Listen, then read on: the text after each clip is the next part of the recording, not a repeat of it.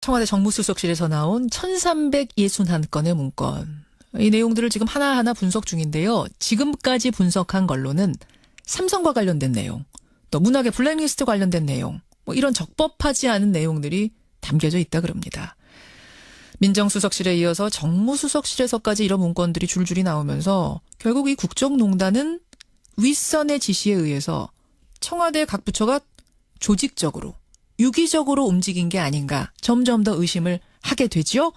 검사 출신 더불어민주당 백혜련 의원 연결을 해보겠습니다. 백 의원님 안녕하세요. 예, 안녕하세요. 민정수석실 캐비넷에 300여 건 보고도 놀랐는데 이번에 정무수석실은 훨씬 더 많네요. 그렇습니다. 1361건이나 되죠. 그러니까요. 네. 이 문건이 만들어진 시기에 대해서 청와대가 발표를 했는데 보니까 현기환 수석 때부터 김정원 수석 거쳐서 조윤선 수석 시절까지의 문건이다. 맞지요?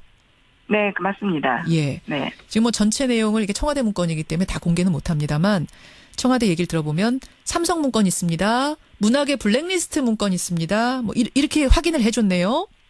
네, 그렇습니다. 제목 정도로 한마디로 확인을 해준 상태죠. 예. 네. 아니 근데 블랙리스트 문건이야 그렇다 치더라도 삼성 관련된 문건은 어떻게 이게 경제수석실이 아니라 정무수석실에서 나옵니까? 그러니까 지금 이 삼성 물건이 또 어디서 사실 저는 나올지 모른다고 보는데요. 총체적으로 모든 그 수석실에서 이 문제가 한 가지가 삼성에 관련된 문제가 한 가지가 아닌 거 아닌가요? 여러 가지 부서가 사실 관여해 있는 부분들입니다. 그러니까 민정수석실이라는 부분은 법률적인 검토라든지 검증의 문제로 접근할 수 있는 부분이고요.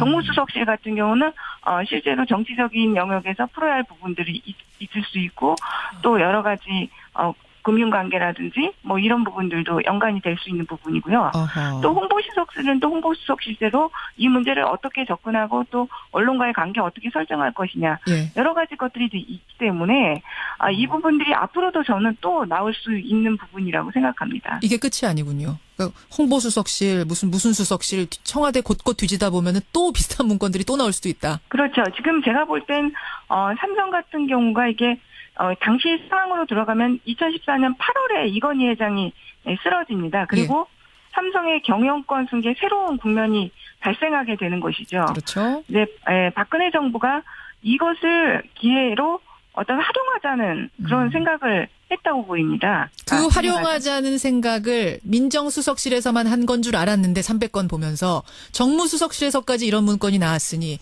결국 이건 다른 부처에서도 또 나올 수도 있고. 그렇죠. 정부의 핵심 사업이었다. 이렇게 볼 수 있는 것이죠. 굉장히 조직적으로 아주 상층부에서 지시가 내려져 오고 피라미드처럼 밑으로 쫙 간 것 아닌가라는 예상을 해볼 수 있는 거네요. 그렇습니다. 예. 어제 나온 문건 내용 조금 더 분석해 보겠습니다.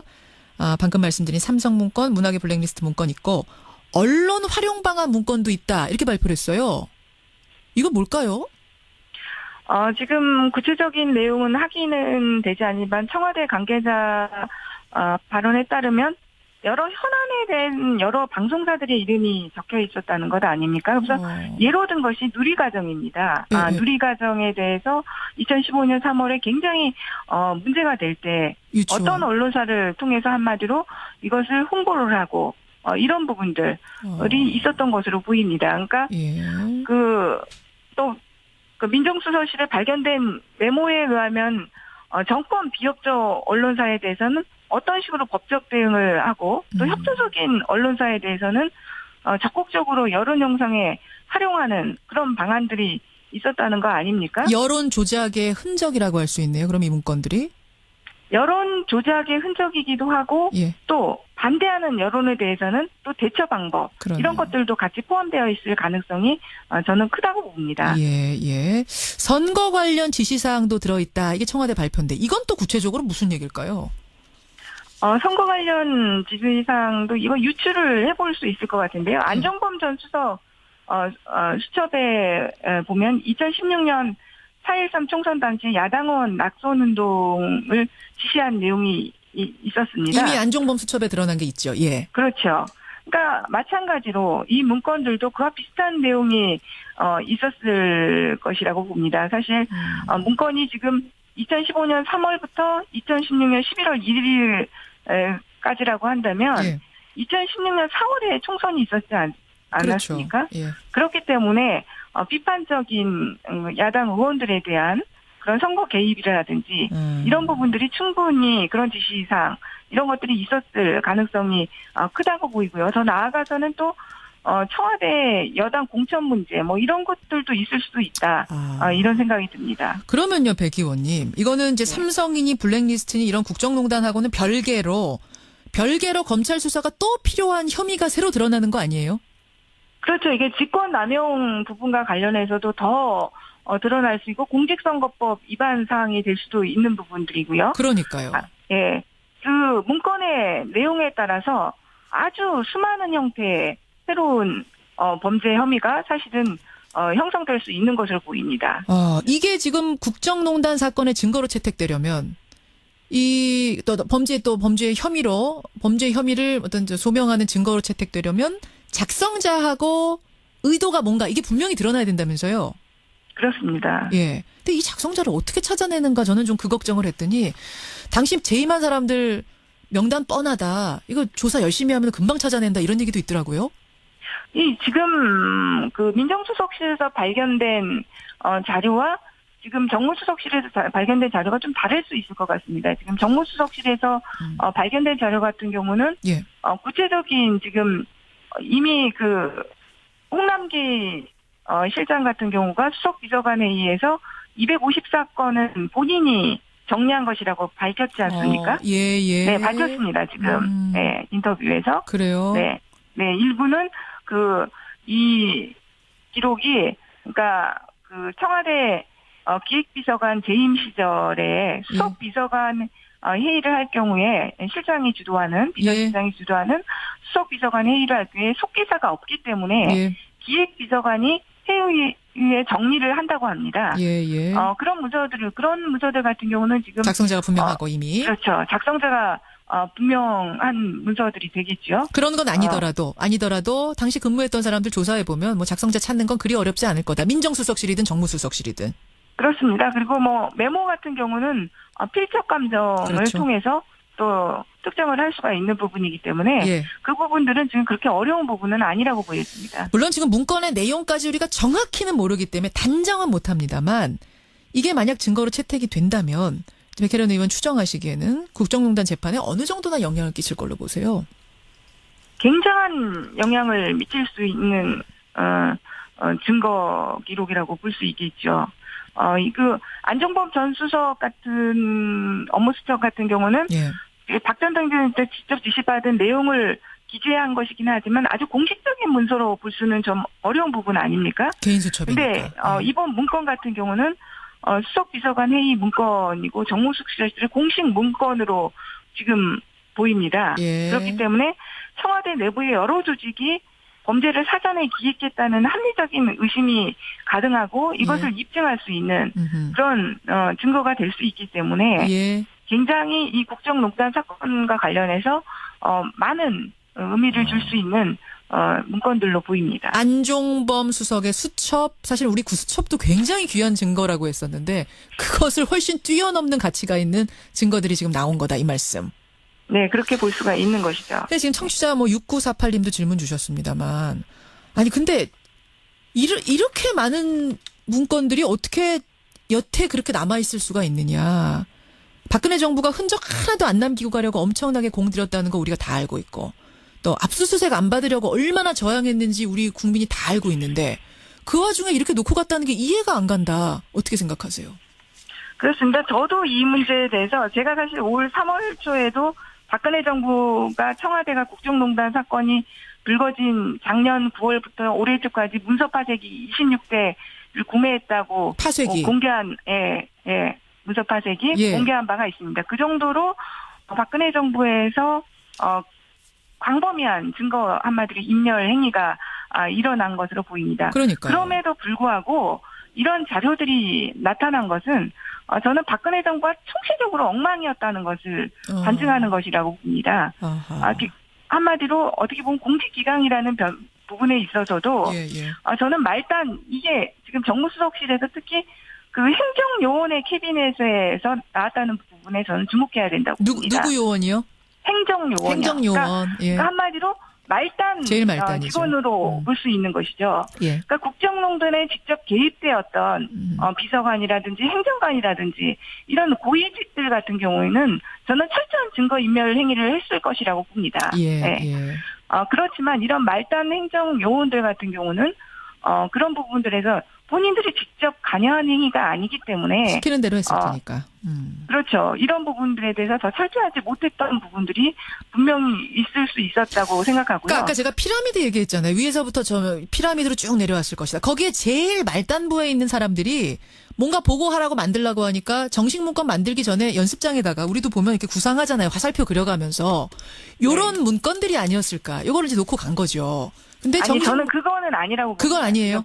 네, 이거 지금 아까도 말씀드렸지만 예. 수석 비서관 회의 문건 이런 것들이 나왔다는 거 아닙니까? 예, 그 문건에는 그 자리에는 이런 행정요원들이 참석할 수는 없습니다. 제가 볼 때는 그런 문건들이 작성이 되고 사본을 복사하는 과정, 예. 서로 돌려보는 과정, 다른 부서에 전달하는 과정 이런 과정들 속에서 행정요원 손에 들어가고. 그렇죠. 이런 문건들도 정확하게 사본이 몇 부가 복사되고 예. 어느 부서는 어디로 가야 되고 이런 것들이 정확히 체크가 돼야 되는데 예. 박근혜 정부는 저는 그런 부분들이 그런 전혀 의미로. 제대로 관리가 되지 않았다고 봅니다. 작성자는 윗사람인데 그걸 이제 나르고 복사하고 뭐 이렇게 하는 사이에 행정요원들이 그냥 창고에 뒀던 거. 요런 게 놓고 가진 그런 거. 가능성이 흘려진 거 저는 아닌가. 요쪽으로 보세요. 크다고 지금 보여집니다. 예, 실제로는. 여기까지 일단 우리 파악하고 또 문건 나오면 또 한번 다뤄보겠습니다. 백 의원님 고맙습니다.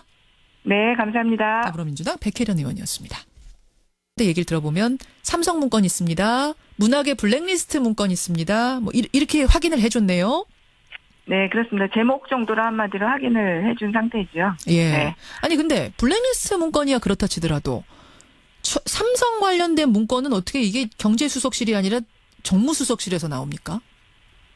그러니까 지금 이 삼성 물건이 또 어디서 사실 저는 나올지 모른다고 보는데요. 총체적으로 모든 그 수석실에서 이 문제가 한 가지가 삼성에 관련된 문제가 한 가지가 아닌 거 아닌가? 여러 가지 부서가 사실 관여 있는 부분들입니다. 그러니까 예. 민정수석실이라는 부분은 법률적인 검토라든지 검증의 문제로 접근할 수 있는 부분이고요.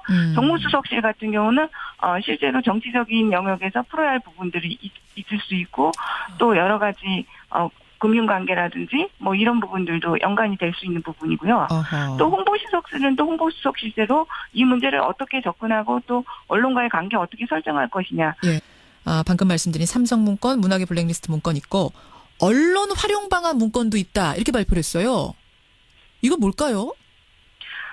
지금 구체적인 내용은 확인은 되지 않지만 청와대 관계자 발언에 따르면 여러 현안에 대한 여러 방송사들의 이름이 적혀 있었다는 것 아닙니까? 그래서 예로 든 것이 누리과정입니다. 네. 누리과정에 대해서 2015년 3월에 굉장히 문제가 될 때 어떤 언론사를 통해서 한마디로 이것을 홍보를 하고 이런 부분들이 있었던 것으로 보입니다. 그러니까 예. 또 민정수석실에 발견된 메모에 의하면 정권 비협조 언론사에 대해서는 어떤 식으로 법적 대응을 하고 또 협조적인 언론사에 대해서는 적극적으로 여론 형성에 활용하는 그런 방안들이 있었다는 거 아닙니까? 여론 조작의 흔적이라고 할 수 있네요. 그럼 이 문건들이? 여론 조작의 흔적이기도 하고 예. 또 반대하는 여론에 대해서는 또 대처 방법 그러네요. 이런 것들도 같이 포함되어 있을 가능성이 저는 크다고 봅니다. 예. 선거 관련 지시사항도 들어있다. 이게 청와대 발표인데 이건 또 구체적으로 무슨 얘기일까요? 선거 관련 지시사항도 이거 유출을 해볼 수 있을 것 같은데요. 안종범 전 수석 수첩에 보면 2016년 4.13 총선 당시 야당원 낙선운동을 지시한 내용이 있었습니다. 이미 안종범 수첩에 드러난 게 있죠. 예. 그렇죠. 그러니까 마찬가지로 이 문건들도 그와 비슷한 내용이 있었을 것이라고 봅니다. 사실 문건이 지금 2015년 3월부터 2016년 11월 1일까지라고 한다면 2016년 4월에 총선이 있었지 않았습니까? 그렇죠. 예. 그렇기 때문에 비판적인 야당 의원들에 대한 그런 선거 개입이라든지 이런 부분들이 충분히 그런 지시사항 이런 것들이 있었을 가능성이 크다고 보이고요. 더 나아가서는 또 청와대 여당 공천 문제 뭐 이런 것 여러 가지 것들이 있기 때문에 이 부분들이 앞으로도 저는 또 나올 수 있는 부분이라고 생각합니다. 이게 끝이 아니군요. 그러니까 홍보수석실 무슨 수석실 청와대 곳곳 뒤지다 보면은 또 비슷한 문건들이 또 나올 수도 있다. 그렇죠. 지금 제가 볼 땐 삼성 같은 경우가 이게 당시 상황으로 들어가면 2014년 8월에 이건희 회장이 쓰러집니다. 그리고 삼성의 경영권 승계 새로운 국면이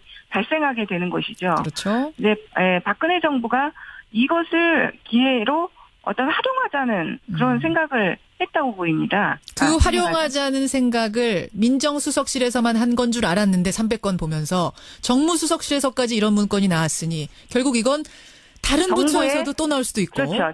정부의 핵심 사업이었다. 뭐 이렇게 볼 수 있는 것이죠. 굉장히 조직적으로 아주 상층부에서 지시가 내려져 오고 피라미드처럼 밑으로 쫙 간 것 아닌가라는 예상을 해볼 수 있는 거네요. 그렇습니다. 예. 어제 나온 문건 내용 조금 더 분석해 보겠습니다. 청와대 정무수석실에서 나온 1361건의 문건.